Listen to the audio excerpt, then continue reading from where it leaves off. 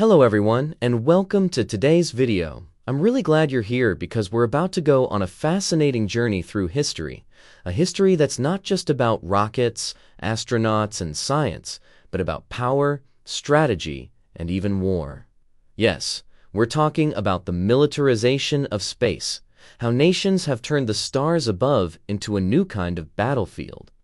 Over the next 50 minutes, we're going to walk through decades of history. From the launch of Sputnik in 1957 all the way to the creation of the U.S. Space Force, and even what's happening right now in conflicts like Ukraine. We'll see how space exploration and military strategy have always been linked, often in surprising ways. But before we dive into the story, let me ask you something simple. If you enjoy history told in a way that's engaging and easy to follow, go ahead and hit that like button, subscribe to the channel, and maybe even drop a comment about what era of history fascinates you most. Alright, ready? So let's get started.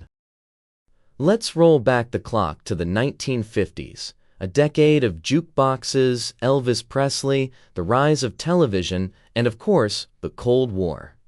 Beneath the surface of post-war prosperity, there was deep anxiety. The United States and the Soviet Union were locked in a battle of ideology, technology, and global influence. And it was in this tense atmosphere that space entered the stage, not as a peaceful frontier, but as the newest arena of competition. The real story begins on October 4th, 1957, when the Soviet Union launched Sputnik 1.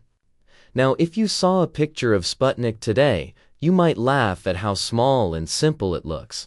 It was basically a polished metal sphere about the size of a beach ball, with 4 long antennae sticking out, transmitting a steady beep-beep signal back to Earth. But at the time, it sent shockwaves through the world.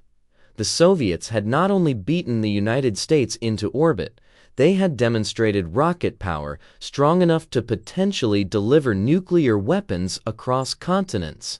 For Americans, this was terrifying.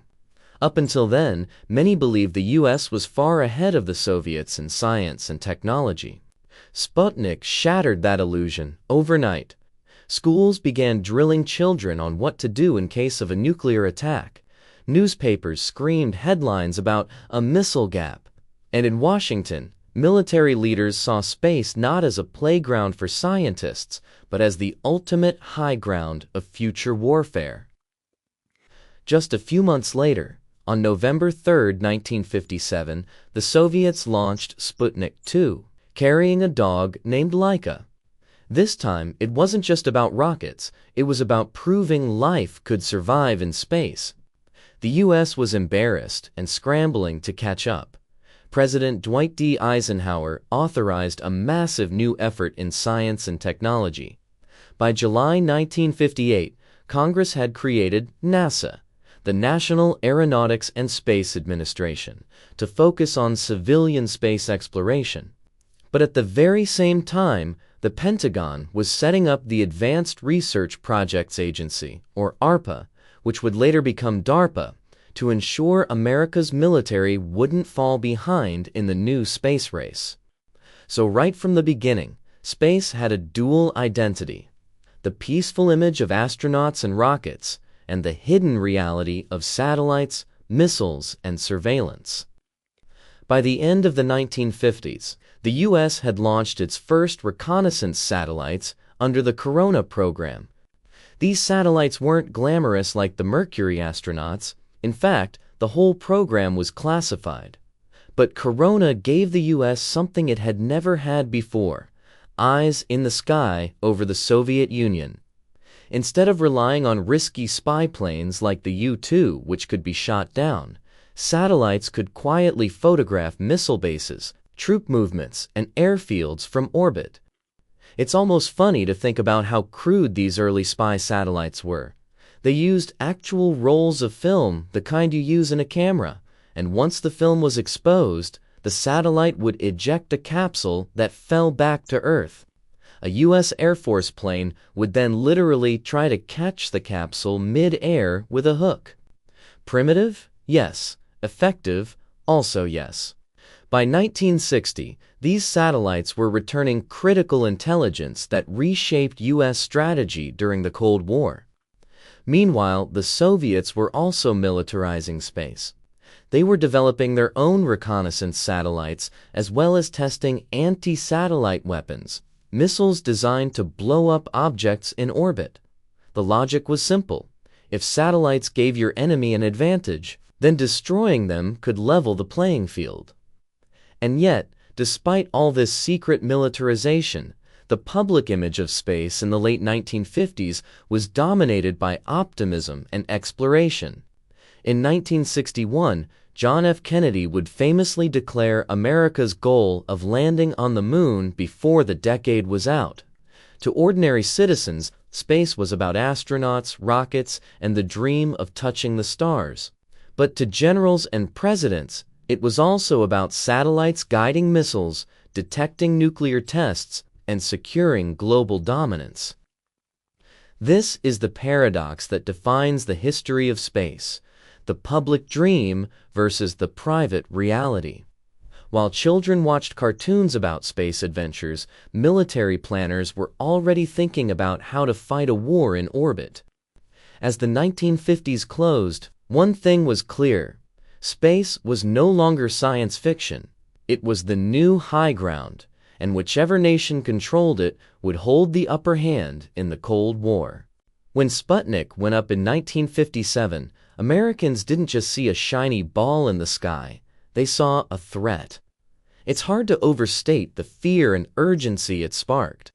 The newspapers called it a technological Pearl Harbor.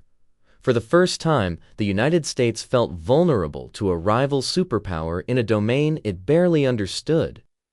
President Eisenhower's administration scrambled to reassure the public, but behind closed doors, they were moving at lightning speed to catch up. In 1958, Congress passed the National Defense Education Act, pouring money into science and engineering programs. American classrooms suddenly shifted: more math, more physics, more focus on producing the next generation of rocket scientists. The space race wasn't just about rockets, it reshaped education, culture, and national priorities. Meanwhile, the military pushed ahead with satellite technology. The Explorer-1 satellite, launched in January 1958, was America's answer to Sputnik. It was small and simple, but it carried scientific instruments that discovered the Van Allen radiation belts around Earth. To the public, this was science. To the military, it was proof that the U.S. could reach orbit, and once you can reach orbit, you can deliver weapons. Eisenhower, though, was cautious. He didn't want space to become openly militarized too quickly. He supported the Outer Space Treaty discussions that began later, which would try to limit weapons in orbit. But he also knew that reconnaissance was essential. That's where the Corona program came in, quietly revolutionizing military intelligence. By 1960, the Corona satellites were photographing the Soviet Union from above. The images weren't crystal clear, but they showed missile sites, airfields, and bases. This was a game changer. Before satellites, the U.S. had to guess how many missiles the Soviets had. Some politicians claimed there was a missile gap, that the Soviets had way more than the U.S. In reality, Corona images revealed the opposite. The U.S. was actually ahead. This intelligence shaped policy, calmed fears, and prevented overreaction. At the same time, the Soviets were making bold moves. In April 1961, Yuri Gagarin became the first human in space, orbiting Earth in Vostok 1. This was a stunning propaganda victory for the USSR. Once again, America felt behind. President John F. Kennedy, determined not to lose, gave his famous speech in May 1961, declaring the goal of landing a man on the moon before the decade was out. Most people remember Kennedy's moon speech as a call to exploration, but it was also deeply political. The moon landing wasn't just about science or prestige, it was about proving that America's technology, and by extension, its weapons systems, were superior. During the 1960s, satellites multiplied. Communication satellites like Telstar in 1962 showed how space could connect the world, broadcasting the first live television signals across the Atlantic. Navigation satellites were being developed for military use, laying the groundwork for what would later become GPS. Weather satellites, too, had military value. After all, knowing the weather can be critical in planning operations. And let's not forget the Cuban Missile Crisis in 1962. While U-2 spy planes provided key evidence of Soviet missiles in Cuba, the event highlighted the dangers of relying on aircraft that could be shot down. Satellites offered a safer, more reliable alternative for surveillance. By the mid-1960s, reconnaissance satellites were an indispensable part of U.S. strategy. Of course, the Soviets weren't sitting still. They tested their own anti-satellite weapons and developed heavy-lift rockets that, in theory, could launch weapons platforms into orbit. Rumors swirled of battle stations being planned in space, though much of it never materialized. Still, the fear was real. The 1960s were also a time of treaties and limits. In 1963, the Partial Test Ban Treaty banned nuclear tests in space, air, and underwater. In 1967, the Outer Space Treaty was signed by both the US and USSR, agreeing not to place weapons of mass destruction in orbit or on celestial bodies. On paper, this sounded like a step toward keeping space peaceful. But in reality, both sides kept developing conventional military technologies for space, satellites, surveillance, communications that stopped short of WMDs. By the late 1960s, the U.S. was preparing for the Apollo moon landings, and the world's attention was on astronauts and science. But beneath the surface, the military was relying more and more on space. Every rocket launch, every satellite, every new capability was a reminder that the Cold War wasn't just being fought on Earth, it had moved into orbit. The Sputnik shock had done its job. It woke up the United States, reshaped policy, and set the stage for decades of competition. And as America prepared to plant its flag on the moon, satellites were quietly becoming the backbone of its military power. So, as we leave the 1960s behind, the big question becomes, what happens when satellites aren't just used to observe, but to fight? The answer lies in the 1970s, when spy satellites and anti-satellite weapons took center stage. By the late 1960s, the space race was no longer just about who could get to orbit first. It had shifted into a more complex competition, not only between astronauts, but between satellites. These silent machines circling Earth became the hidden backbone of both civilian life and military power. In many ways, satellites were the unsung heroes of the Cold War. While the Apollo missions grabbed headlines with dramatic moonwalks, spy satellites were quietly shaping military strategies and preventing miscalculations.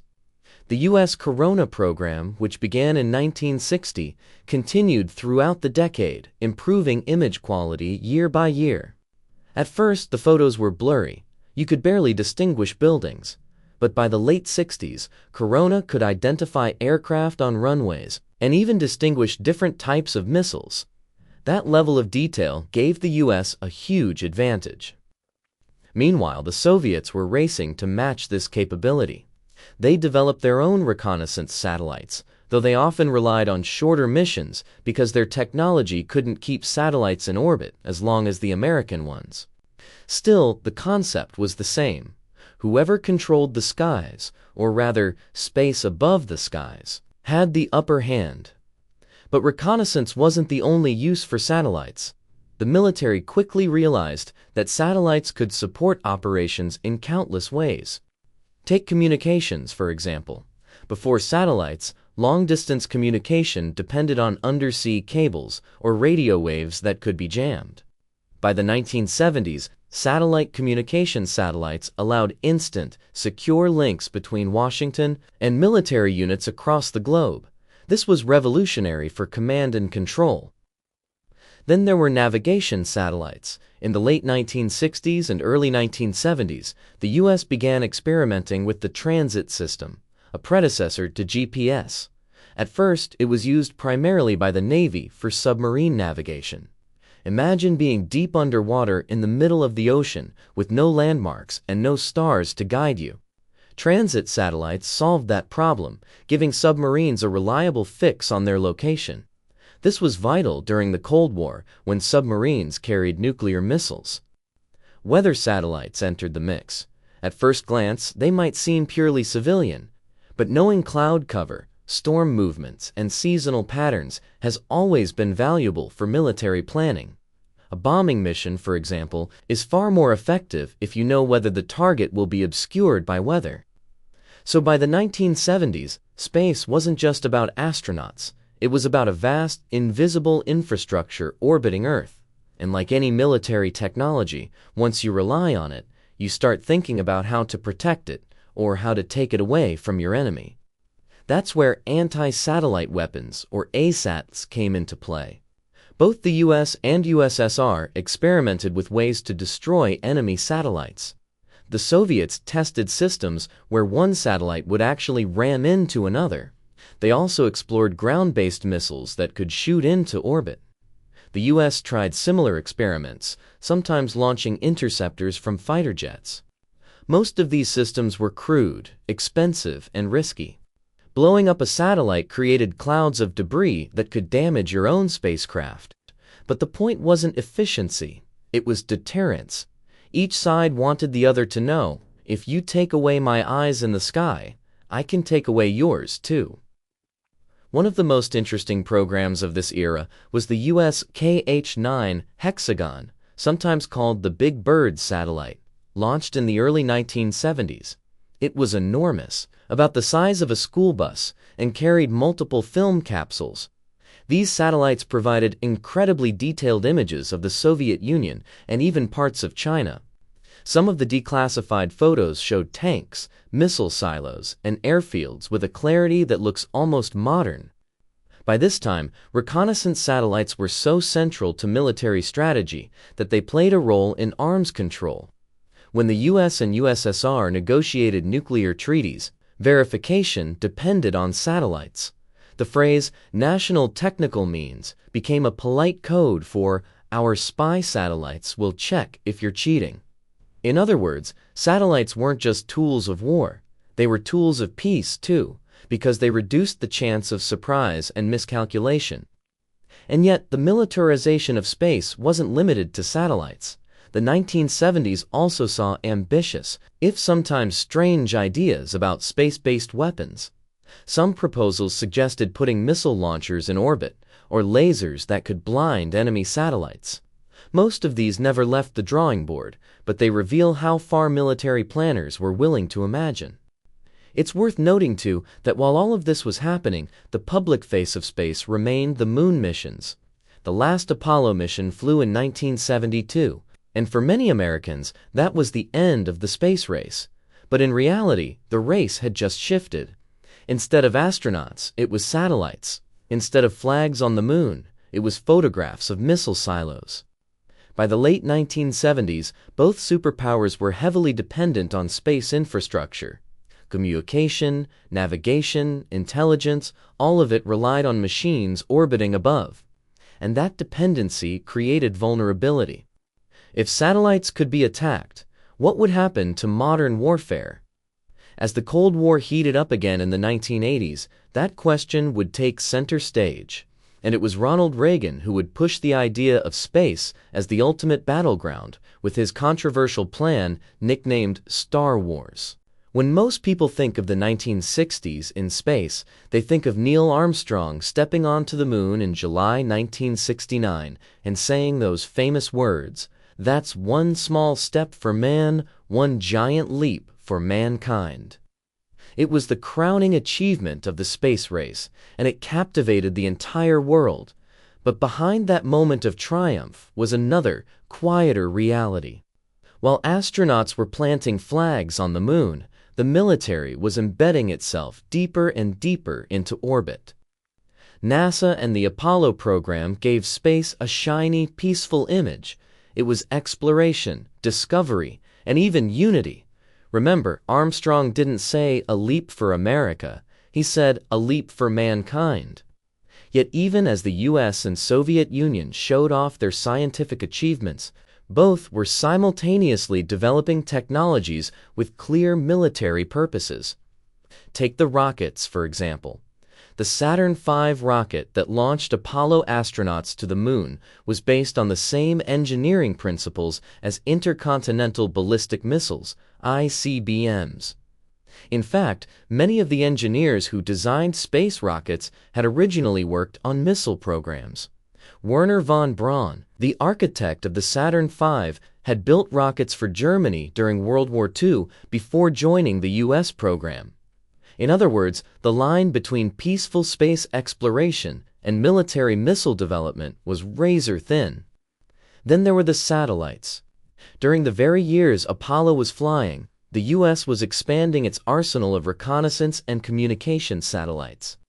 The KH-8 Gambit and KH-9 Hexagon satellites were producing incredibly detailed images of Soviet territory. The US military could now count individual planes on airstrips thousands of miles away. And while the public was glued to televisions watching moonwalks, generals in Washington were poring over satellite photos that shaped nuclear strategy. The Soviets, of course, were doing the same. They developed their own lunar program, though it never succeeded in landing cosmonauts. But while they fell behind in manned exploration, they invested heavily in military applications. Soviet Almaz space stations, launched in the 1970s, were officially civilian, but were actually designed for military reconnaissance. In fact, one even carried a cannon. Yes, a real space cannon, meant to defend the station against enemy satellites or spacecraft.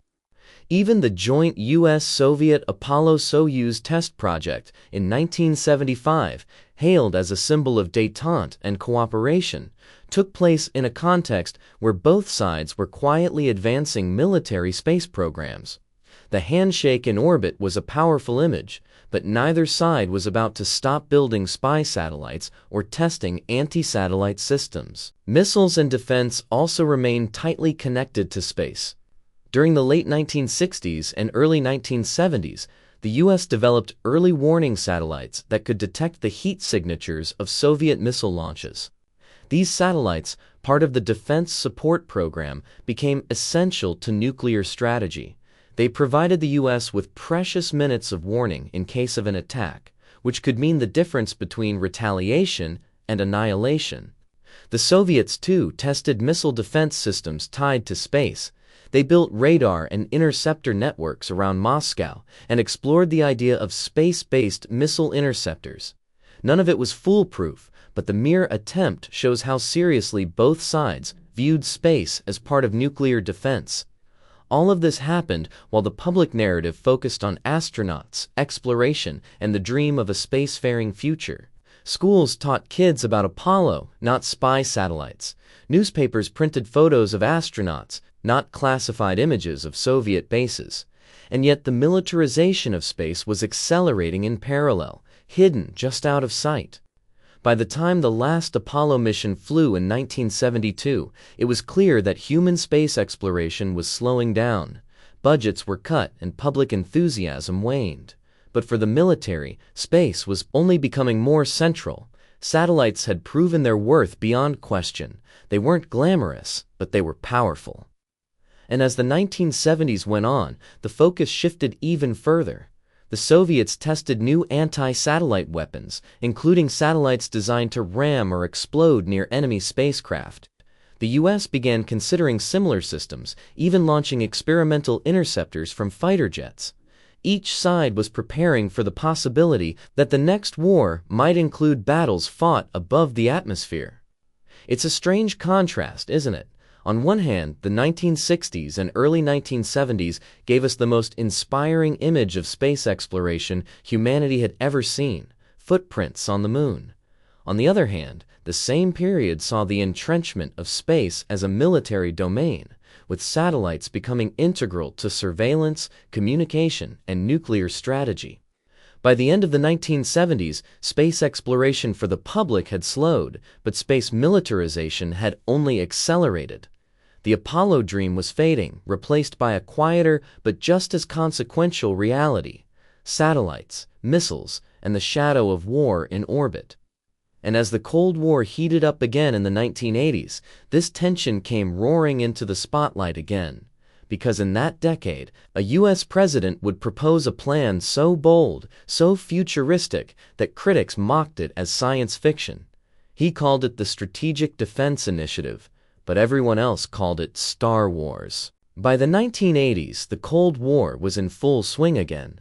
The brief thaw of détente in the 1970s had faded, and the U.S. and the Soviet Union were once again staring each other down with suspicion and hostility.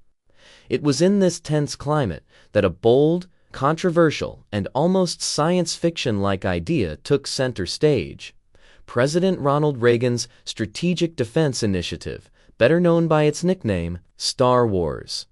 Let's set the stage. By the early 80s, both superpowers had built up massive nuclear arsenals. The doctrine of mutually assured destruction, or MAD, kept the peace. The idea that if either side launched a nuclear strike, the other would retaliate with devastating force, leaving both in ruins. It was a terrifying balance, but a balance nonetheless. Reagan, however, was never comfortable with MAD.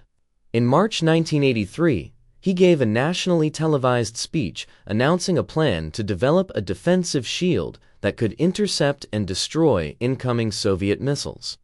The concept was revolutionary. Instead of living under the constant threat of nuclear annihilation, America could, in theory, protect itself from attack. What made it shocking was where this defense was supposed to take place: in space. The Strategic Defense Initiative, SDI, proposed satellites equipped with lasers, particle beams, and kinetic interceptors that could shoot down missiles in the middle of their flight. Other ideas included ground-based interceptors guided by space sensors. It sounded like something out of a sci-fi movie, hence the nickname Star Wars. The reaction was immediate and intense. Critics said the technology was unrealistic, astronomically expensive, and destabilizing. Scientists argued that space-based lasers weren't anywhere near feasible with 1980s technology. Some military strategists warned it could provoke the Soviets to build even more missiles to overwhelm any defense system. But the Soviets took it seriously. To them, SDI was a potential game changer. If the U.S. could build a shield that neutralized Soviet missiles, then Moscow's nuclear arsenal, its main bargaining chip, would lose value. The Kremlin poured resources into countermeasures, from new types of missiles to their own space-based concepts. They even accused the U.S. of planning to weaponize space in violation of treaties. The truth is, most of SDI never left the drawing board. Some prototypes were built, and a few ground-based missile defense systems were tested. But the space lasers and futuristic weapons Reagan talked about were far beyond the technology of the time. In fact, many of the flashy concepts were quietly shelved. But here's the key: SDI wasn't just about technology, it was about psychology. By launching this initiative, Reagan put the Soviets on the defensive. They now faced the possibilities that their nuclear deterrent could one day be useless, and in the broader Cold War context, that pressure mattered. Some historians argue that SDI was one of the factors that pushed the already struggling Soviet Union closer to collapse as it tried to keep up with American ambitions.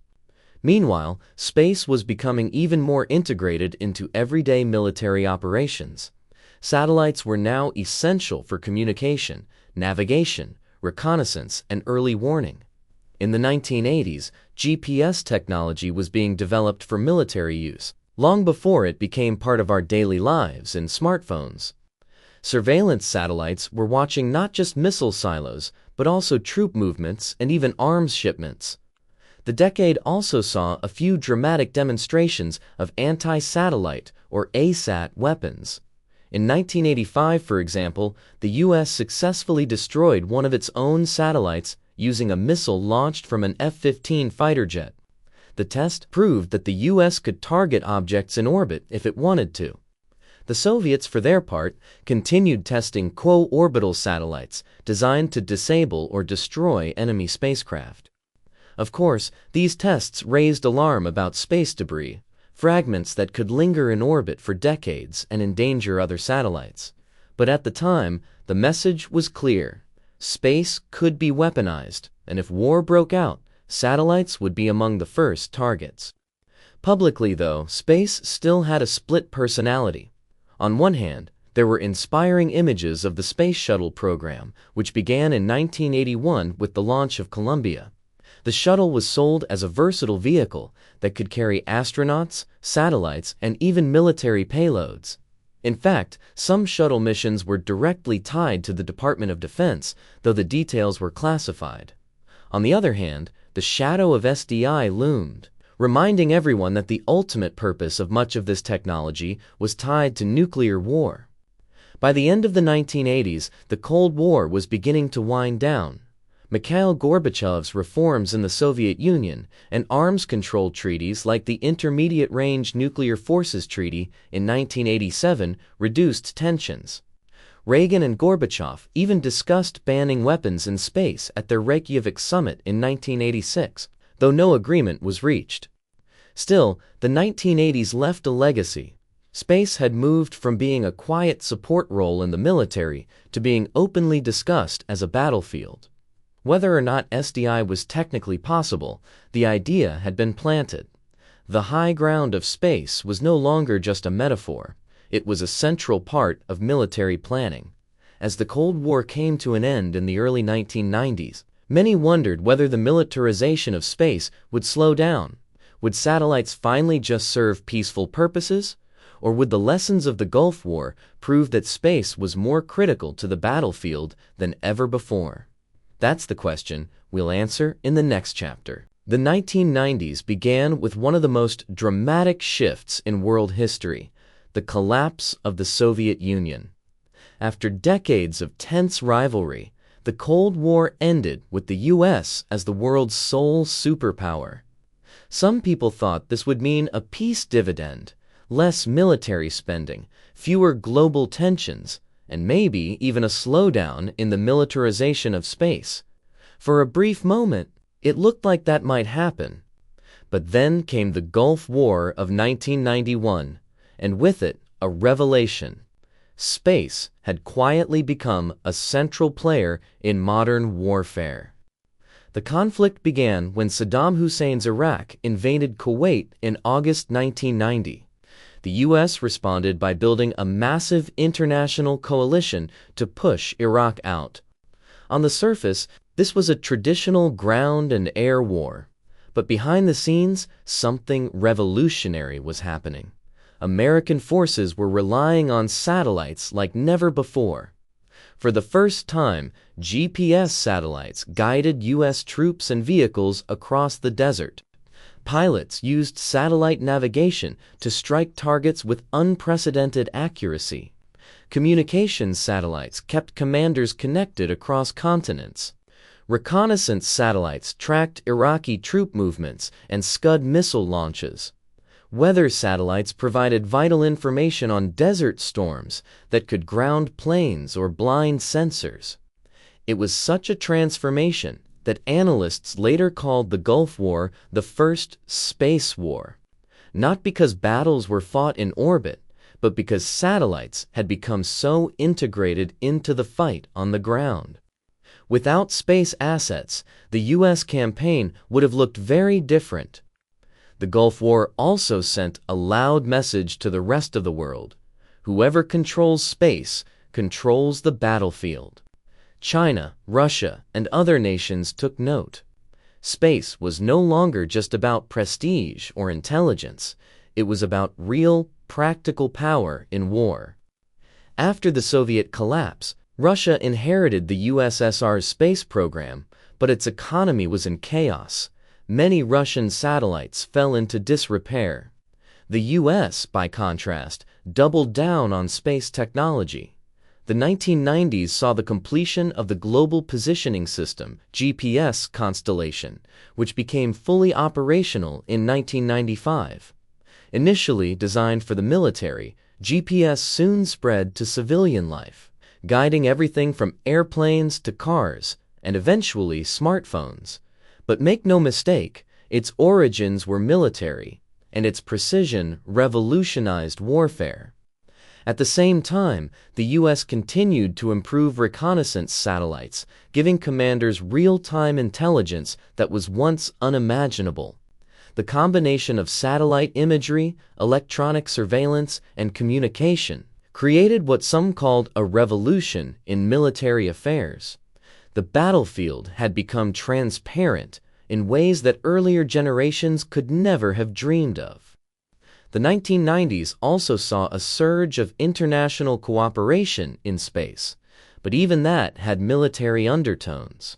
The International Space Station project brought together the US, Russia, Europe, Japan, and others. On the surface, it was about peaceful collaboration, but some argued that working with Russia helped keep its space engineers from selling their expertise to hostile regimes. Space, once again, was a mix of cooperation and competition. Of course, the militarization of space didn't disappear. Both the US and Russia kept researching anti-satellite weapons, though many programs stayed in the background. Treaties like the Outer Space Treaty of 1967 still technically prohibited weapons of mass destruction in orbit, but they didn't stop countries from exploring ways to disable or destroy satellites with more conventional means. The decade also brought new players.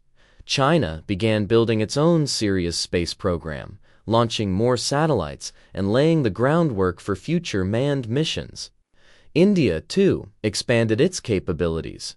The monopoly of the US and Russia was starting to erode.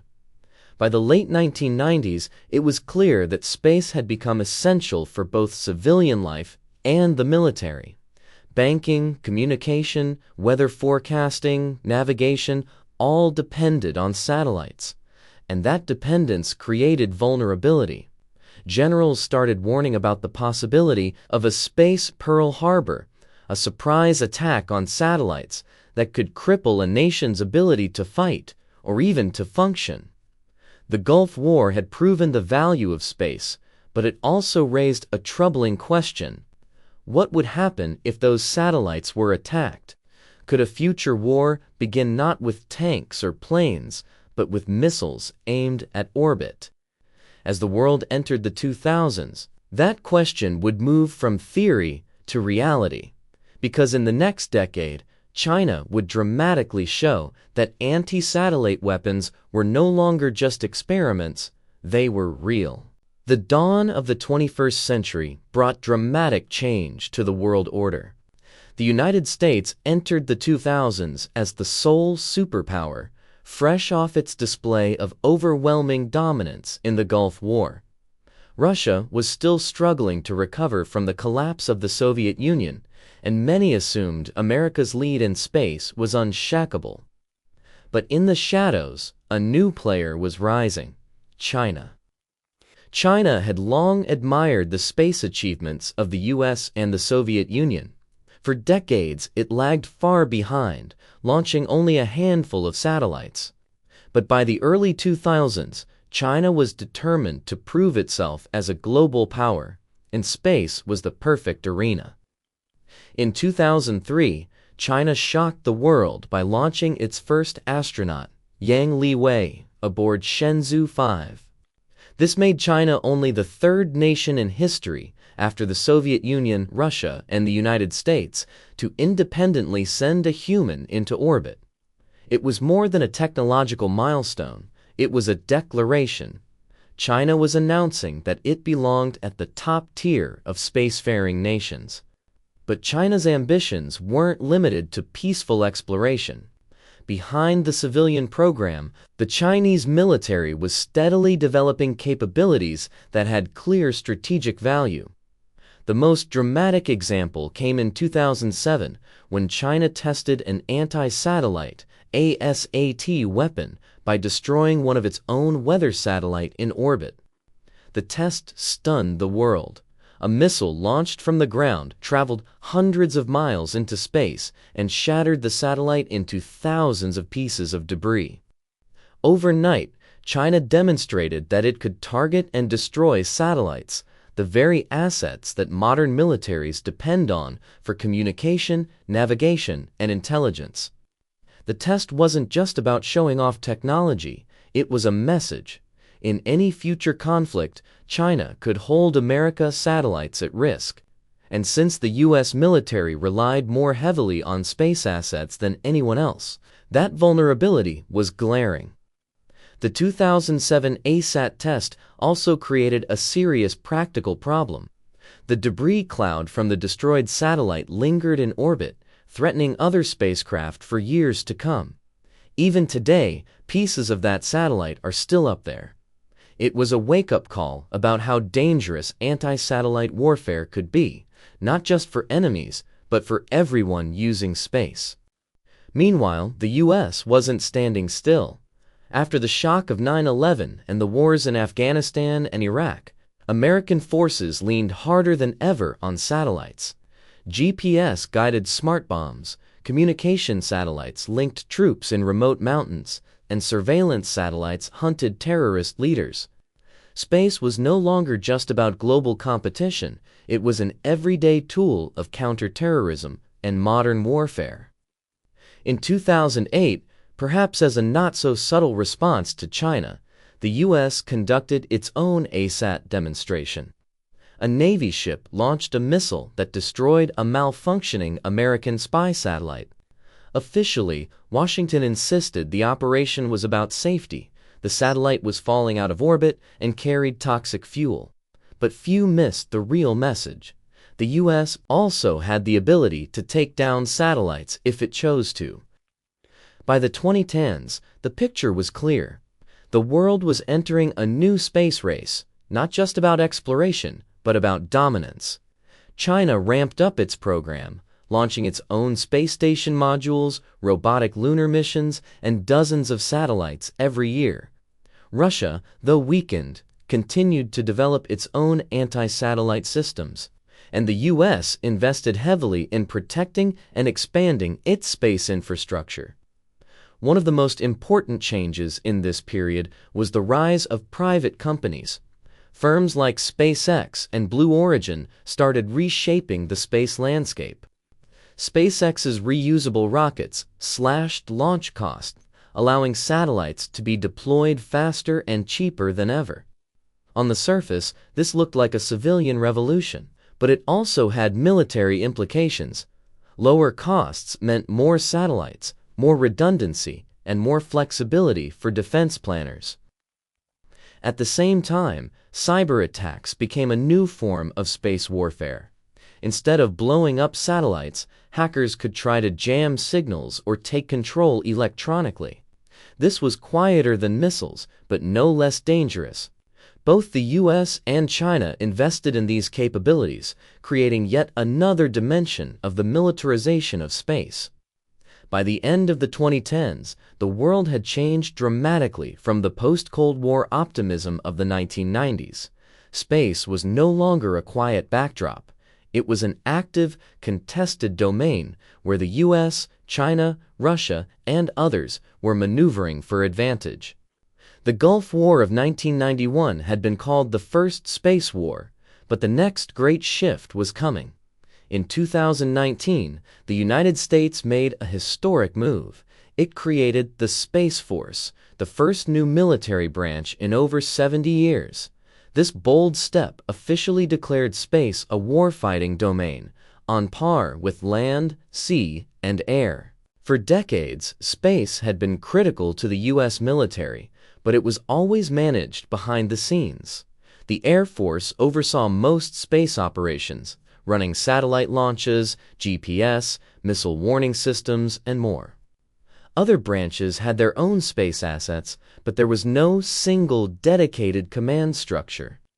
That changed in December 2019 when the United States formally created the Space Force. the first new branch of the military since the Air Force was established in 1947. At first, the announcement drew laughs. Late-night comedians cracked jokes about fighting aliens and patrolling the galaxy. The idea of a space force sounded more like a Netflix show than real military policy. But behind the jokes was a serious reality. Space had become so central to national security that it needed its own branch of service. Why 2019? A few reasons came together. First, the growing threat from China and Russia. By this point, both nations had tested anti-satellite weapons, developed electronic warfare systems to jam satellites, and built new technologies for space surveillance.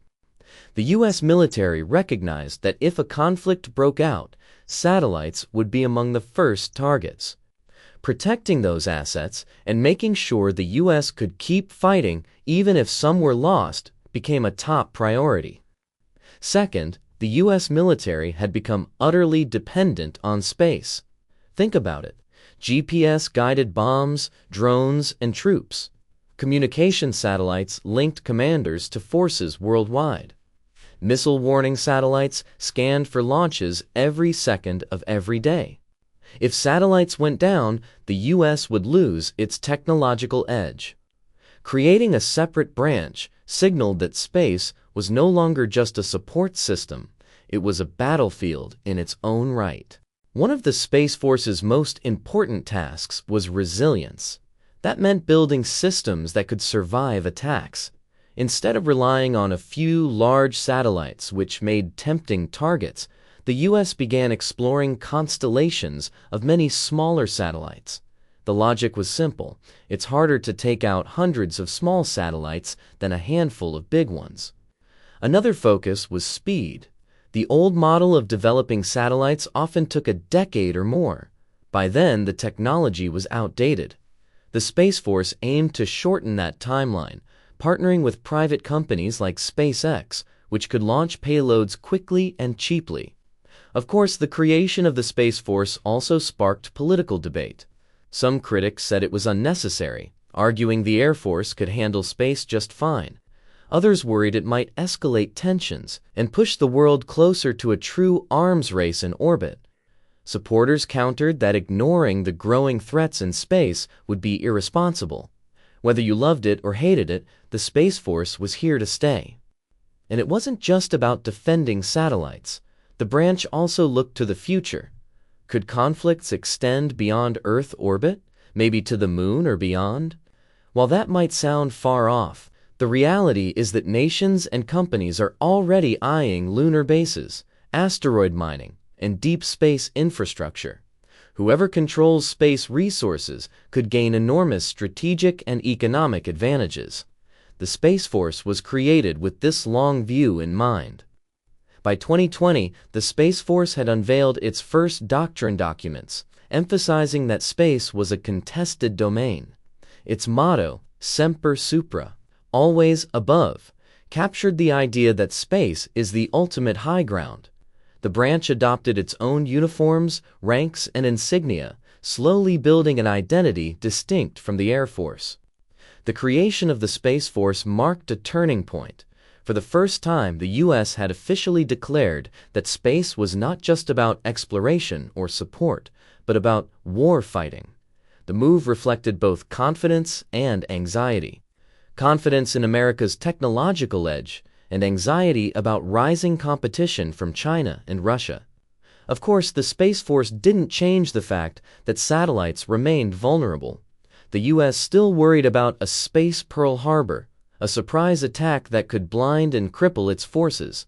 And that fear soon became more real with the outbreak of war in Ukraine, where space technology played a visible and dramatic role. If the Gulf War of 1991 was the first space war, then the conflict in Ukraine after 2022 may well be remembered as the first war where space became visible to the entire world.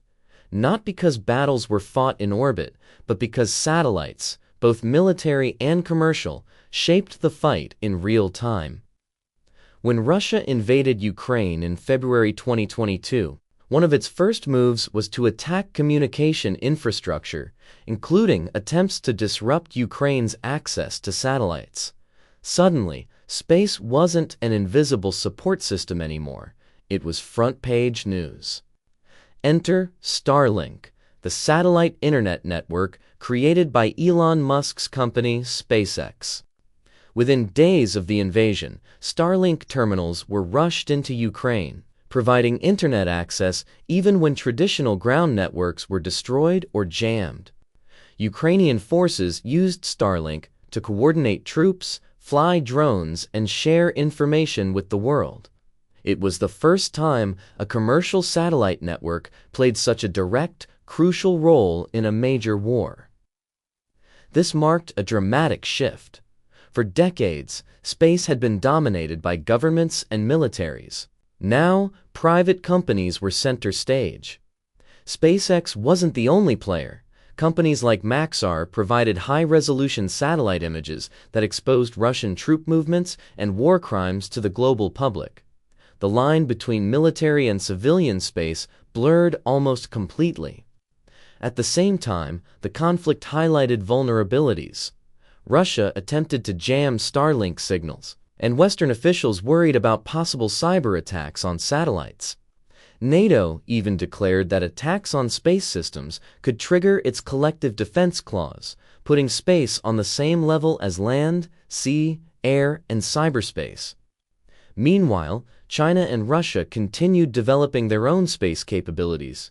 China launched constellations of satellites, tested new anti-satellite weapons, and expanded its military space program. Russia demonstrated jamming and spoofing technologies, and in 2021, it conducted a direct descent missile test that destroyed a satellite and created a dangerous debris field. The message was clear: satellites are targets, and no ones are completely safe. The U.S., for its part, doubled down on resilience. The Space Force worked with private companies to expand satellite constellations and explore ways to make networks more survivable. Instead of a few massive satellites, the future may lie in swarms of smaller ones that can be replaced quickly if destroyed. Looking ahead, the militarization of space is only likely to grow. Nations are racing to build hypersonic weapons, missile defenses, and electronic warfare systems, all of which depend on satellites. There's also renewed interest in the moon, not just for exploration but for resources. Some analysts warn that future conflicts could extend beyond Earth orbit as nations compete for lunar bases and asteroid mining rights. Yet amid all this competition, there are also efforts at cooperation. The Outer Space Treaty still bans weapons of mass destruction in orbit, and many countries continue to push for limits on anti-satellite testing. Organizations track space debris and warn of collisions, recognizing that space is fragile and interconnected. Even rivals know that destroying too much could backfire, making space unusable for everyone. The Ukraine war made one thing undeniable. Space is no longer just the background of conflict. It is part of the battlefield itself. Soldiers on the ground rely on satellites every bit as much as they rely on tanks or planes. Civilians see satellite images on the evening news, and private companies wield influence once reserved for superpowers. So where does this leave us? The future of space warfare is uncertain. On one hand, technology points toward greater militarization, more weapons, more competition, more vulnerability. On the other, space is also a shared domain, one where cooperation could prevent disaster and unlock new possibilities for exploration. As we close this story, remember the journey we've taken. From a beeping little satellite called Sputnik in 1957, to astronauts walking on the moon, to satellites guiding missiles and internet terminals shaping modern war. Space has always been about more than exploration. It has been about power. Who controls the ultimate high ground? And the question that remains for the 21st century is this: will space be remembered as the place where humanity came together to explore the stars, or as the next battlefield in an endless struggle for dominance? The answer, in many ways, is still up in the air. And that brings us to the end of our journey through the militarization of space, from the beeping of Sputnik in 1957 to the satellites orbiting above us right now.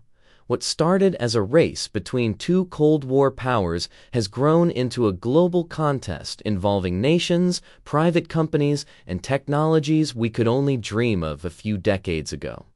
If there's one thing to take away, it's that space has always been more than just exploration.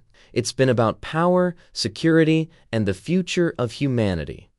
The night sky might look peaceful, but up there, a quiet struggle continues every day. Thank you so much for watching this video. If you enjoyed it, don't forget to like, subscribe, and share it with a friend who loves history. I'd love to hear your thoughts in the comments. Do you think the future of space will be about cooperation or conflict? Until next time, keep looking up, not just at the stars, but at the stories they carry.